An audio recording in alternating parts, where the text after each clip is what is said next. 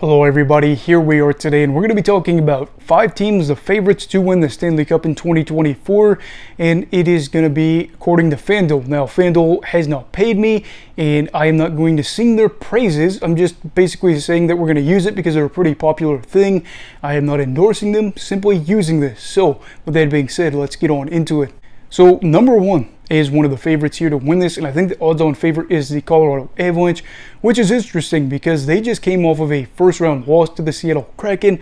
Now granted, that was a 7-game series if I'm not mistaken, but it kind of remains to be seen. What does Colorado's future look like, and is it still good? Answer in short, yes, it is still a very good future. They've got a good group. However, they did have a big loss. It wasn't even by the time that this season was done, as if another captain, Gabriel Landeskog, will probably miss all of next season. So again, what are they going to be able to do? Can they handle that loss? They kind of get ravaged by injuries, especially in the early parts of last season, if I'm not mistaken, and are a group that has lost some talent compared to their cup-winning team 2 seasons ago. Another thing is, too, they did bring in Ross Colton. I almost wanted to say Tyler Ross. Don't know why. Ross Colton from the Tampa Bay Lightning gave him a 4-year deal. Will he be a good middle 6 guy for them? Is he just going to be a third-line guy?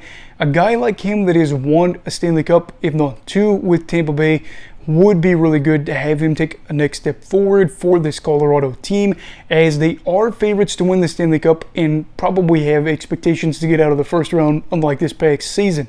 Second is the Colorado Avalanche. Now, Colorado is coming off of an Eastern Conference Final sweep loss to the Florida Panthers. And again, kind of like Toronto, like I said in my last video, they probably realistically should have been in the Stanley Cup Final. That Florida team was hot, yes, but Carolina was the better side.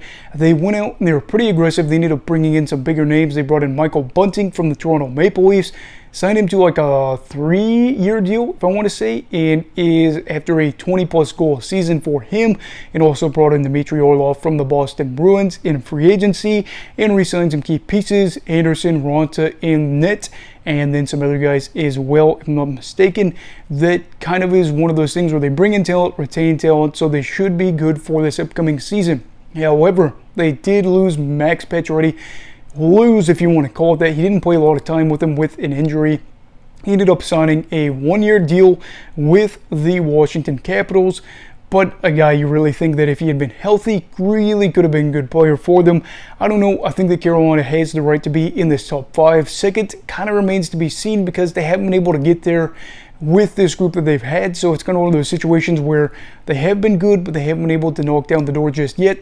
So second might be a little rich, but they're still going to be a cup contender in my opinion. Third is the New Jersey Devils. Now the Devils are coming off of, I think, their best regular season in franchise history. They ended up losing in the second round, and that was kind of painful for them, to the Carolina Hurricanes. The Devils, a team that I think could have had a good run to the Stanley Cup Final. Don't know if they would have won it with their situation in net, but their group in terms of the forward core is so good. They have so much depth. They've got so much talent. Young talent. They ended up re-signing Timo Meier to an 8-year deal, if I'm not mistaken. So a guy coming off of a 40-goal season is back with him for nearly a decade. Just let that sink in and think about how insane that is. A guy that is a strong net front presence, that can score a lot of weird, wacky goals, and is a player for them that should be part of this core that looks to hoist Lord Stanley for the first time since 2003. Good thing for them, they traded for Tyler Toffoli from the Calgary Flames. Toffoli, a guy that's a little bit older, but A, has cup experience, and B, is coming off of a big season. Toffoli, a guy that seems to be able to produce in whatever market he's in. And I do think for the Devils, while they still have some questions to be answered, they have so much young talent coming up that I don't see the Devils not being in this top 5. I do agree with this one being there. And number 4, you have Toronto. They are coming off of a second-round exit to the Florida Panthers. It was a sweep. It was painful. It is what it is. However, they did go out and they made some moves. They lost some talent. They gained some talent.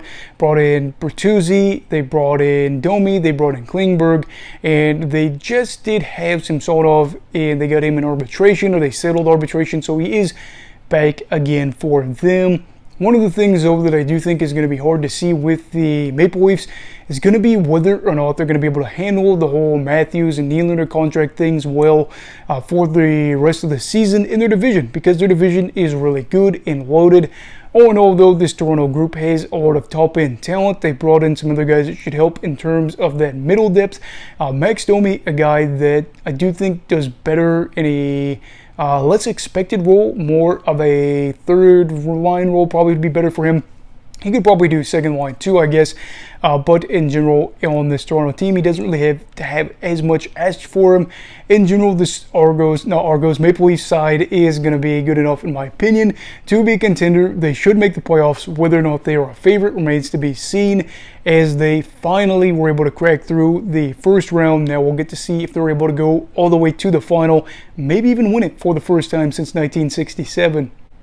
And for the final team, this is the one that I think is the most weird. It is the Edmonton Oilers, and I don't think it's crazy per se. They're coming off of a second-round exit. They've had a lot of regular season success the past 2 years, and they had a hot run from March. I actually was talking to a buddy from work, and when they got really hot, I said they might be the team that ends up hoisting Lord Stanley. That would have been big for them. Unfortunately for Oilers fans, they didn't. But if they can carry over that success, they very well could be one of the better teams and in a position to have an easier path to the Stanley Cup final and win their first title since, 1990? The big question remains, though, can guys like Evan Bouchard and Matthias Ekholm and Stuart Skinner continue that hot run that they had in the period where the team ended up just catching fire? That is going to probably determine whether or not they're able to leapfrog Vegas within the division. Seattle, another team that's supposed to do pretty well there. We will see. But yeah, these are the 5 teams that are the favorites according to FanDuel. Like I said, they are not paying me. I'm not sponsoring them. We're simply using them because they are a popular betting service, and I kind of wanted to see what their top 5 were. And like I said, 4 out of the 5 I feel like should be right up there towards the top. Edmonton kind of depends on how some things go, but I do think they should be a playoff team this year. They've got a lot of top end talent. But anyway, what are your thoughts for the top 5, or who are your top 5 for the favorites to win the Stanley Cup in 2024? I want to know down below in the comments. Also, please make sure to like this video if you enjoyed it. Subscribe if you're new. Everybody stay safe. Have a great night. And you go off hockey all right. Goodbye, Brigadiers and Brigadettes. This is your captain signing off. Have a great night.